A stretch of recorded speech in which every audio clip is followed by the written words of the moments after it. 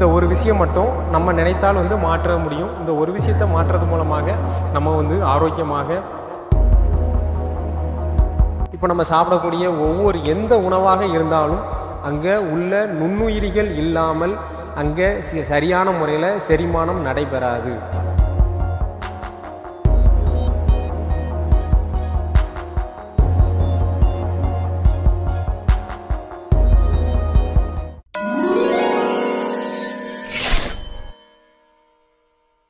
உடல் நுண்ணுயிர்களும் உடல் ஆரோக்கியமும் அதை பற்றி தான் இன்றைக்கி நம்ம பார்க்க போகிறோம். இப்போது நான் சொல்லக்கூடிய விஷயங்கள் வந்து நிறைய பேர் கேள்விப்பட்டிருக்கலாம், கேள்விப்படாமலேயும் இருக்கலாம். கேள்விப்பட்டிருந்தாலும் இதை வந்து ஒரு பெரிய விஷயமாக எடுத்துக்கொள்ளாமல் இருந்திருக்கலாம். ஆனால் நம்ம உடலோட அடிப்படை ஆரோக்கியத்துக்கு இதுதான் வந்து ரொம்ப முக்கியம். நம்ம வந்து ஆரோக்கியமாக வாழ்கிறதுக்கு அடிப்படையே இதுதான், சரிங்களா? ஏன்னா மற்ற விஷயங்கள் எல்லாமே வந்து நம்ம கண்ட்ரோல் இல்லைன்னா அப்படின்னாலும், மற்ற விஷயங்கள் எல்லாமே வந்து நம்மளுடைய கட்டுப்பாட்டில் இல்லைனாலும் இதை வந்து நம்மளுடைய கட்டுப்பாட்டில் தான் இருக்குது. ஏன்னா இந்த ஒரு விஷயம் மட்டும் நம்ம நினைத்தால் வந்து மாற்ற முடியும். இந்த ஒரு விஷயத்தை மாற்றுறது மூலமாக நம்ம வந்து ஆரோக்கியமாக உடலில் சுகவீனங்கள் இல்லாமல் உடல் தன்னைத்தானே சரி பண்ணுறதுக்கு உண்டான உந்துதல் வழியாக நம்ம இருக்கலாம், சரிங்களா? சிலவங்க வந்து நினைக்கலாம், நான் எல்லாமே வந்து ஆரோக்கியமாக தானே நான் வந்து சாப்பிட்றேன், ஆரோக்கியமாக தானே வந்து நான் எல்லா விஷயங்களையும் நான் செய்துட்ருக்கிறேன், எல்லாமே வந்து இயற்கையான முறைகளில் தானே நம்ம செய்கிறோம், அதே போல் நான் வந்து சரியான முறையில் உடற்பயிற்சி செய்கிறேன், சரியான முறையில் வந்து வாழ்வியலை சரியாக கொண்டு போயிட்டுருக்கிறேன், ஆனால் வந்து எனக்கு மட்டும் திடீர்னு எப்போ பார்த்தாலும் வந்து உடல் சரியில்லாமலே போயிட்டுருக்குது அப்படின்னு சொல்லிட்டு நிறைய பேருக்கு இந்த ஒரு கேள்விகள் வரலாம். அது எல்லாத்துக்கும் ஒரு விடை வந்து இதில் உங்களுக்கு கிடைக்குது.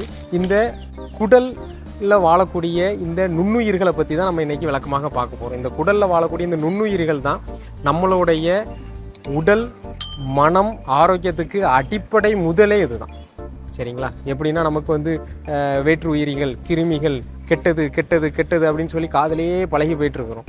ஆனால் உண்மையை சொல்லப்போனால் நம்மளுடைய குடலுக்கும் உடலுக்கும் வேற்று உயிரிகளோட தேவை வந்து அத்தியாவசியமானது. அதுதான் நம்மளுடைய நோய் எதிர்ப்பு சக்திக்கும் மூலதானமே அதுதான், சரிங்களா? இதில் அதிகப்படியாக இருக்கக்கூடிய கிருமிகளையும் மற்ற வேற்று உயிர்களையும் நுண்ணுயிர்களையும் வந்து நம்ம உடல் வந்து அதை சரியாக முறையில் அது பார்த்து அது வெளியேற்ற வேண்டிய விதத்தில் வெளியேற்றிக்கிறோம். ஆனால் இப்போது நம்ம எடுத்துக்கக்கூடிய ஒவ்வொரு விஷயங்கள் மூலமாக, சரிங்களா, ஒவ்வொரு விஷயங்கள் பழக்க வழக்கங்கள் மூலமாக நம்ம இந்த கிருமிகளையும் உள்ளே இருக்கக்கூடிய தேவையான நுண்ணுயிரிகளையும் வந்து நம்ம சேதப்படுத்துகிறோம். அதை சுழற்சியை வந்து சேதப்படுத்துறது மூலமாக நம்மளுடைய அன்றாட வாழ்வில் இருக்கக்கூடிய ஆரோக்கியத்தை வந்து முழுமையாக கெடுத்துக்கிறோம். இது வந்து தெரியாமலே நம்ம செய்துட்டோம். இப்போ பார்த்தீங்க அப்படின்னா ஒரு 2 பேர் இருக்கிறாங்க, 2 பேரும் வந்து சரியான முறையில் வாழ்வியல் போயிட்டுருக்குது. நான் சரியான முறையில் தானே வாழ்ந்துட்டு இருந்த மாதிரி இருக்குது. ஆனால் வந்து எனக்கு அடிக்கடி உடல் சரியில்லாமல் வருது. சரி, உடனே சளி பிடிக்குது, உடனே காய்ச்சல் வந்த மாதிரி இருக்குது, நான் வந்து எது சாப்பிட்டாலும் சரியாக ஜீரணமாகாத மாதிரி இருக்குது, நான் சாப்பிட்ற சாப்பாடோட சத்துக்கள் வந்து எனக்கு சரியான முறையில் உடலுக்கு கிடைக்க மாட்டேங்கி அப்படின்ட்டு நிறைய பேருக்கு வந்து நான் சரியான முறையில் தான் இருக்கிறேன், ஆனால் நமக்கு வந்து சரியான முறையில் எந்த ஒரு விஷயமே இருக்க மாட்டேங்குது, உடல் ஆரோக்கியமே கெட்டு போன மாதிரி இருக்குது அப்படின்னு சொல்லிட்டு நிறைய பேருக்கு நிறைய கேள்விகள் இருக்கலாம், சரிங்களா? அது எல்லாத்துக்கும் காரணம் உங்கள் உணவுகளில், நீங்கள் அன்றாடம் பயன்படுத்தக்கூடிய உணவுகளில் இருக்கக்கூடிய ப்ரிசர்வேட்டிவ், அதாவது உணவு கெட்டு போகாமல் இருக்கிறதுக்கு உள்ள கலக்கக்கூடிய அந்த ரசாயன கலப்பு இருக்குது பார்த்தீங்களா, அந்த ப்ரிசர்வேட்டிவ், அதன் பிறகு அந்த நிறத்திற்காக சேர்க்கப்படக்கூடிய நிறமிகள், இதெல்லாம் தான் காரணம் அப்படின்னு சொன்னால் உங்களால் நம்ப முடியுதா? அதை பற்றி நம்ம இப்போ விளக்கமாக பார்க்கலாம். இப்போது நுண்ணுயிர்கள் நீங்கள் சொல்லக்கூடியது வேற்று உயிரிகள் தானே, அது என் குடலில் இருந்தால் எனக்கு ஆபத்து தானே, அப்போ நான் அதை வெளியேற்றுறது சரி தானே, அது இருந்தால் என்ன இல்லாட்டி என்ன அப்படின்னு சொல்லி நீங்கள் யோசிக்கலாம். என்னுடைய குடல்கள் தான் என்ன ஜீரணம் பண்ணுது, என்னுடைய உள்ளுறுப்புகள் தான் வந்து எனக்கு ஜீரண மண்டலத்திலேருந்து மற்ற விஷயங்களை செய்து என்னை உணவை ஜீரணம் பண்ணுறதுக்கு உதவியாக இருக்குதுன்னு நீங்கள் சொல்லலாம். ஆனால் அது உண்மை கிடையாது. குடல்களில் உணவு போய் அதை வந்து ஜீரணம் பண்ணுறதுக்கு, முழுமையாக ஜீரணமாகி அதிலிருந்து சத்துக்கள் எல்லாம் பிரிஞ்சு நம்மளுடைய அணுக்களுக்கு ஏத்தாப்பில் மாறுறதுக்கு 100க்கு 100% உதவியாக இருக்கிறது வேற்று உயிரிகள் தான்.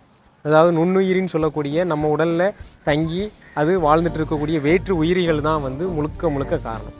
நம்ம இந்த விட்டமின் B12, K இதெல்லாம் சொல்கிறோம் பார்த்தீங்களா, இந்த மாதிரியாக இருக்கக்கூடிய சத்துக்கள் எல்லாமே அந்த நுண்ணுயிரிகள் நம்மளுடைய உணவை சரியான முறையில் செரித்து அது சரியான முறையில் மாற்றங்கள் ஏற்பட்டால் மட்டும்தான் நம்ம உடலுக்கு இந்த மாதிரியான சத்துக்களும் கிடைக்கும். நம்ம உடம்புல இருக்கக்கூடிய அணுக்கள் இருக்குது பார்த்தீங்களா, இந்த அணுக்களுக்கு சக்தியாக போய் மாறி கிடைக்கணும் அப்படின்னாலே நம்ம சாப்பிட்ற உணவு உள்ளே இருக்கக்கூடிய நுண்ணுயிரிகள் சரியான முறையில் அதை சாப்பிட்டு செரித்து சரியான முறையில் வேதியியல் மாற்றம் அங்கே நடைபெறணும். இப்போ நம்ம சாப்பிடக்கூடிய ஒவ்வொரு எந்த உணவாக இருந்தாலும் அங்கே உள்ள நுண்ணுயிரிகள் இல்லாமல் அங்கே சரியான முறையில் செரிமானம் நடைபெறாது. சரியான முறையில் செரிமானம் நடைபெறுறது உங்களுக்கு உள்ளே இருக்கக்கூடிய மற்ற என்சைம்ஸோ மற்ற இருக்கக்கூடிய வேதியியல் பொருட்களோ வந்து அதற்கு உறுதுணையாக இருந்தாலும் முழுக்க முழுக்க செரித்து அதை இன்னொரு பரிமாணத்திற்கு மாற்றி உடலுக்கும் உடல் அணுக்களுக்கும் தேவையான எரிபொருளாக மாற்றக்கூடிய ஒரே சக்தி மற்ற நுண்ணுயிரிகள் தான் நமக்கு வழங்குது. அப்போ அந்த நுண்ணுயிரிகளை வந்து நம்ம எந்த அளவுக்கு வந்து போற்றி பாதுகாத்து கொண்டு வரணும். ஆனால் அதை வந்து நம்ம என்ன பண்ணுறோம் அப்படின்னா அதை நம்ம ஒரு விதமாக கண்டுக்கிறதே கிடையாது. ஏன்னா நீங்கள் உடலில் இருக்கக்கூடிய 90% நோய் எதிர்ப்பு சக்தி நம்மளுடைய குடல்களில் தான் இருந்து ஆரம்பிக்கும். சரிங்களா? நம்ம குடலை வந்து இன்னொரு மூளைனே நம்ம சொல்கிறோம். நீங்கள் அந்த குடல் வந்து சரியான முறையில் நிர்வகிக்கப்பட்டாலே உங்களுடைய உடல் ஆரோக்கியம் மேம்படும். உடலில் எந்த ஒரு தொந்தரவுமே வராது. உடல் ஆரோக்கியம் மேம்படும். அதே போல் உங்களுடைய மனதின் ஆரோக்கியமும் மேம்படும். சரி, எல்லாம் சரி. இப்போ ப்ரிசர்வேட்டிவ்னு சொல்லக்கூடிய அந்த உணவு கெட்டு போகாமல் இருக்கிறதுக்காக சேர்த்து தரக்கூடியது உள்ளே இருக்கக்கூடிய நுண்ணுயிரிகள்லாம் அழிக்குது அப்படின்னு சொல்லி நீங்கள் கேட்கலாம். விளக்கமாக உங்களுக்கு புரிகிற மாதிரியே சொல்கிறேன். இப்போ ஒரு பொருள் இருக்குது. அந்த பொருள் வந்து இயற்கையாகவே நம்ம காற்றில் இருக்கக்கூடிய நுண்ணுயிரிகள் அதை வந்து என்ன பண்ணோம், அந்த பொருளை வந்து சாப்பிட்றதுக்காக வந்து அதுதான் நம்ம வந்து கெட்டு போகிறதுன்னு சொல்லி சொல்கிறோம். அடுத்த கட்ட பரிமாணத்துக்கு மாறும். அது செரித்து அடுத்த கட்ட பரிமாணத்துக்கு மாறுறதோ அல்லது உங்களுக்கு உள்ள புழு வச்ச மாதிரியோ வண்டு வந்த மாதிரியோ மாறுது. இது இயற்கையோட தன்மை. சரிங்களா? இதை தான் நம்ம வந்து கெட்டு போயிடுச்சு, வண்டு வந்துருச்சு, புளிச்சு போயிடுச்சு அப்படிங்கிறத சொல்கிறோம். இப்போது உள்ளே சேர்க்கக்கூடிய இந்த சோடியம் பென்சோயேட், சார்பிட்ரேட், சிட்ரிக் ஆசிட் இந்த மாதிரி இருக்கக்கூடிய அந்த உணவு கெட்டு போகாமல் பதப்படுத்துறதுக்கு சேர்க்கக்கூடிய அந்த பொருட்கள் என்ன பண்ணுது அப்படின்னா மற்ற உயிரிகள் அதாவது நுண்ணுயிரிகள் சாப்பிட்றதுக்கு ஏற்றதாக இல்லாமல் ஒரு நச்சு கொல்லியாக அது வந்து உள்ள ஒரு நச்சு பொருளாக உள்ளுக்குள்ளே அது மாறிடுது. இப்போ ஒரு நுண்ணுயிரி வந்து அதாவது ஒரு உயிரி, சரிங்களா, அதுவும் ஒரு உயிரி தான். அந்த உயிரி வந்து ஒரு பொருளை சாப்பிட மாட்டேங்கி தொட மாட்டேங்கின்னா அது என்ன அர்த்தம்? அது நச்சாக மாறிடுச்சு அப்படின்னு அர்த்தம். அந்த மாதிரி நச்சாக மாற்றப்பட்ட ஒரு விஷயம் ஒரு நுண்ணுயிரிகளை கொல்லக்கூடிய ஒரு விஷயம் அதில் கலக்கப்பட்ட உணவை நம்ம உள்ளே சாப்பிடும்போது நமக்கு உடனே பாதிப்பு தெரியாது, சிறிதாக பாதிப்பு ஏற்படுத்தும். அது இன்னொரு பக்கம். சரிங்களா? அந்த நுண்ணுயிரிகளை கொல்றதுக்காக உள்ள கலக்கப்பட்ட விஷயம் இருக்குது பார்த்தீங்களா, அதை நம்ம உள்ள உணவாக உள்ளே எடுக்கும்போது நம்மளுடைய குடலில் இருக்கக்கூடிய தேவையான நுண்ணுயிரிகளையும் அழித்துவிடும். அழிக்கும் பட்சத்தில் என்ன ஆகும்? சரியான முறையில் ஜீரணமாகாது. முதல் கட்டம் அதுதான். சரியான முறையில் ஜீரணமாகாது, சரியான முறையில் உடல் இயக்கங்கள் நடக்காது, உடலுக்கு தேவையான எதிர்ப்பு சக்தி வந்து அங்கே இருக்காது. சரிங்களா? அப்போது உங்களுக்கு என்னாகும்? உடனே எதுக்கெடுத்தாலும் உடனே ஏதாவது நோய்களும் தொந்தரவுகளும், உடல் வந்து சோர்வாகிறது, உடல் பலகீனமாகிறது, இதிலிருந்து தொடங்கி நம்ம தீர்க்க முடியாத பெரிய கட்ட நோய்களாக மாறுறதற்கும் அடிப்படை காரணம் இதுதான். இப்போ மற்ற எந்த ஒரு இடத்துலையுமே வந்து நம்ம அதை சரி பண்ணுறதுக்குண்டான வாய்ப்புகள் இல்லை. இப்போ ஒரு உள்ளுக்குள்ளே ஒரு உள்ளுறுப்புகளாக இருக்கட்டும், இது போய் நம்ம அதை போய் தொட்டு வேலை செய்கிறதோ நேரடியாக அதை நம்ம கட்டுப்பாட்டுக்குள்ளே கொண்டு வர முடியாது. ஆனால் இந்த குடல்களில் நடக்கக்கூடியது, ஜீரண மண்டலத்தில் நடக்கிறது, நம்ம வாய் வழியாக நம்ம தானே கையெடுத்து கண்ணை பார்த்து ஆசைப்பட்டு கையெடுத்து வாய்க்குள்ள வைக்கும் பார்த்தீங்களா? அப்போது அது நம்ம கட்டுப்பாட்டில் தான் இருக்குது. நம்ம நினச்சாதான் மாற்ற முடியும். நம்ம யாருமே வந்து மருத்துவமனையை அண்டாமல் ஆரோக்கியமாக வாழ முடியும். இவ்வளோ இது வந்து நம்ம சொல்கிறோம். உள்ளே இருக்கக்கூடிய நுண்ணுயிரிகள் நல்லது, உள்ளே இருக்கக்கூடிய வயிற்று உயிரிகள் வந்து நல்லது, நமக்கு வந்து அதை உணவு சேரிக்க உதவி செய்யுது, உடலில் இருக்கக்கூடிய எதிர்ப்பு சக்தியே அதுதான் அப்படிங்கிறத நம்ம வந்து சொல்லிக்கிட்டே இருக்கிறோம். சரி, அப்போ அதை வந்து ஒரு கட்டுப்பாட்டுக்குள்ளே நிர்வகிக்கிறது யார் அப்படின்னு சொல்லி நீங்கள் வந்து யோசிக்கலாம். அதுக்கு உடலுக்குன்னே உள்ள அறிவு இருக்குது. சரிங்களா? அறிவு அப்படிங்கிறது ஒரு பதிவு அப்படின்னு சொல்லி நீங்கள் வச்சுக்கலாம். என்ன அப்படின்னா உடலில் இருக்கக்கூடிய நோய் எதிர்ப்பு சக்திகள் வந்து அந்த நம்ம ஸ்கேன் பண்ணது பார்த்திங்களா, அதே போல் அது தேவைக்கு அதிகமாக அங்கே இருப்பின் அதை வந்து நம்மளுடைய உடலை விட்டு அது வந்து அகற்றிடும். மலத்து மூலமாகவோ சிறுநீர் மூலமாகவோ அது வந்து வெளியேற்றிடும். நம்ம அதை பற்றி கவலைப்படணும்னு அவசியமே கிடையாது. நம்ம குடலில் இருக்கக்கூடிய அந்த நோய் எதிர்ப்பு சக்தியானது அதை நிர்வகிச்சுக்கிறோம். அதே போல் அது அந்த குடலை தாண்டி உள்ளே வருவதற்கு விடாமல் நம்ம குடலுக்கு மேலே வந்து சளிப்படலம், மியூக்கஸ் மேன்னு சொல்கிறோம் பார்த்திங்களா, அந்த சளிப்படலம் மேலேருந்து அதை பாதுகாத்து கொண்டு வரும். அதனால் இது வந்து நம்ம குடல்களுக்கிலிருந்து நமக்கு உதவி செய்கிறதை தாண்டி அது தீங்கு செய்கிற மாதிரி மாறுறதுக்குண்டான வாய்ப்புகளே கிடையாது. இயற்கை அந்த மாதிரி தான் வந்து சூழலை உற்பத்தி பண்ணியிருக்கு.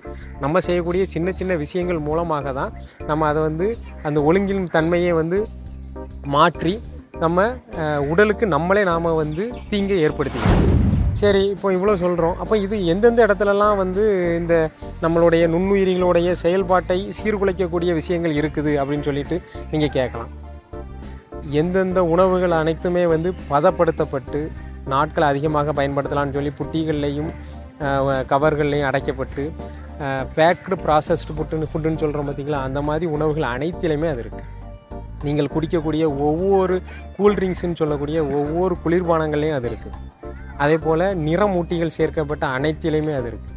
அதே போல் நம்மளுடைய மருந்துகள்னு சொல்லி கெடாமல் இருக்கிறதுக்காக அந்த மருந்துகளை வந்து ப்ரிசர்வேட்டிவ் போட்டு வச்சுருக்காங்க பார்த்திங்களா, அதுவும் உடலுக்கு தீங்கு விளைவிக்கிறது தான். இதே போல் பதப்படுத்தப்பட்டு உங்களுக்கு நாட்கள் அதிகமாக இருக்கணும் அப்படிங்கிறதுக்காக எதெல்லாம் வந்து நம்ம செஞ்சு வைக்கிறோமோ அது அனைத்துமே வந்து நுண்ணுயிர்களை சீர்குலைக்கிறது தான். இன்னொரு விஷயம் உங்களுக்கு சொன்னால் அதிர்ச்சிகரமாக இருக்கும். நம்ம பயன்படுத்தக்கூடிய ஏற்கனவே அரைத்து வைக்கப்பட்ட ஒவ்வொரு நிறுவனங்கள் விற்கக்கூடிய மசாலா பாக்கெட் இருக்குது பார்த்திங்களா, ஒவ்வொரு குழம்புகளுக்கு சாம்பார் பொடி, மட்டன் பொடி, சிக்கன் பொடின்னு பயன்படுத்துகிறீங்களா, அதில் அனைத்திலுமே அது இருக்குது. அது அப்போ எந்த அளவுக்கு தீங்கு விளைவிக்கும், அதை வந்து நம்ம எந்த அளவுக்கு தினமும் பயன்படுத்துகிறோங்கிறத பார்த்துக்கிடுங்க. அப்பொழுது நம்ம கவனிச்சிக்க வேண்டியது, நம்ம குடலில் இருக்கக்கூடிய நுண்ணுயிரிகளை வந்து செல்ல குழந்தைகளாக வந்து நம்ம போற்றி பராமரித்து கொண்டு வரணும்.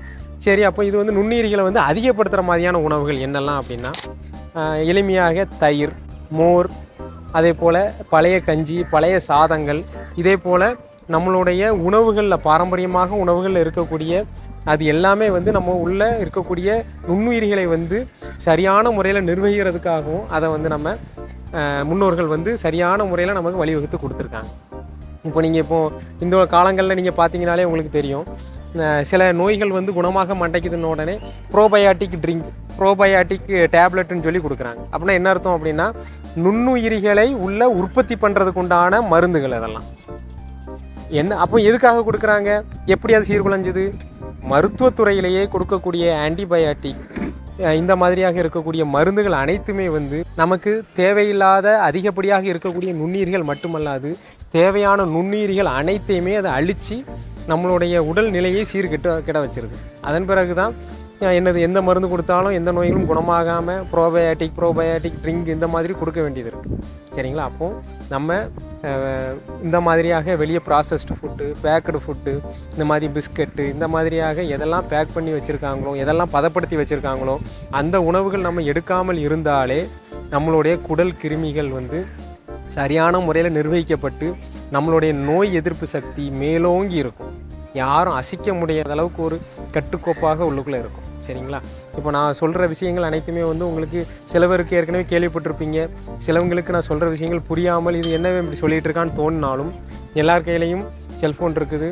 நீங்கள் வந்து அதில் தேடி பாருங்கள். இப்படி குடல் கிருமிகளுக்கு உண்டான முக்கிய பங்கு, நம்மளோட ஆரோக்கியத்தின் முக்கிய பங்கு குடல் கிருமிகள்கிட்ட எவ்வளோ இருக்குங்கிறத நீங்கள் தேடி பாருங்கள்.